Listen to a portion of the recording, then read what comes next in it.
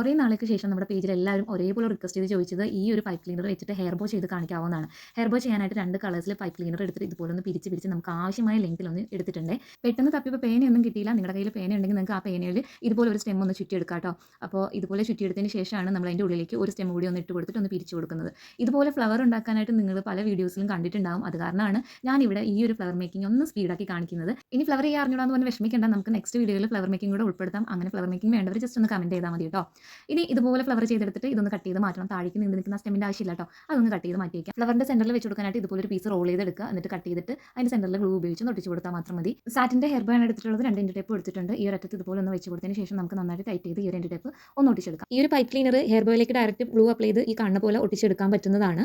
അതല്ലെങ്കിൽ ഇതുപോലെ hair bow cover ചെയ്തിട്ട് നന്നായിട്ട് ചുറ്റിയിട്ടും ചെയ്യാവുന്നതാണ്. ഇങ്ങനെ ചെയ്യുമ്പോൾ നമുക്ക് കുറച്ചധികം പൈപ്പ് ക്ലീനേഴ്സ് യൂസ് ചെയ്യണം കേട്ടോ. അപ്പോൾ അതുകൊണ്ട് നിങ്ങളുടെ സൗകര്യം ഏതാണെന്ന് വെച്ചാൽ അതുപോലെ ചെയ്യാം. അപ്പോൾ ഫൈനലി ഇതുപോലെ ചെയ്തെടുത്തിട്ടുണ്ട്. 2 അറ്റത്തും എൻ്റെ ടേപ്പ് ഒട്ടിച്ച് കൊടുത്തിട്ടുണ്ട്. ഇത് ഇങ്ങനെയും യൂസ് ചെയ്യാം. അതല്ലെങ്കിൽ ഇതുപോലെ കുഞ്ഞ് ഫ്ലവേഴ്സ് ആഡ് ചെയ്തിട്ട് നമ്മുടെ ഈ ഒരു ഹെയർ ബോനെ കുറച്ചുകൂടി ക്യൂട്ടാക്കി മാറ്റാം. അപ്പോൾ എല്ലാവരും ഇത് ട്രൈ ചെയ്ത് നോക്കണം. വീഡിയോ ഇഷ്ടമായിട്ടുണ്ടെങ്കിൽ ലൈക്ക് ചെയ്യാനും കമൻറ്റ് ചെയ്യാനൊന്നും മറക്കരുത്. ഇതുപോലുള്ള കൂടുതൽ വീഡിയോസിന് വേണ്ടിയിട്ട് പേജ് ഒന്ന് ഫോളോ ആക്കി വെച്ചോളൂ. പൈപ്പ് ക്ലീനേഴ്സ് കാണാൻ നല്ല സോഫ്റ്റ് ആണെങ്കിലും ഉള്ളിൽ കമ്പിയുള്ള കാര്യം ആരും മറന്നു പോകരുത്. കിഡ്സിന് വേണ്ടി ഈ ഒരു ഹെയർ ബോ ചെയ്യുന്ന ടൈമിൽ നന്നായിട്ട് സെക്യൂർ ചെയ്യുക. പുറമേ ഒന്നും കമ്പി പൊങ്ങി വരാത്ത രീതിയിൽ വേണം കേട്ടോ ഇത് ചെയ്തെടുക്കാനായിട്ട്.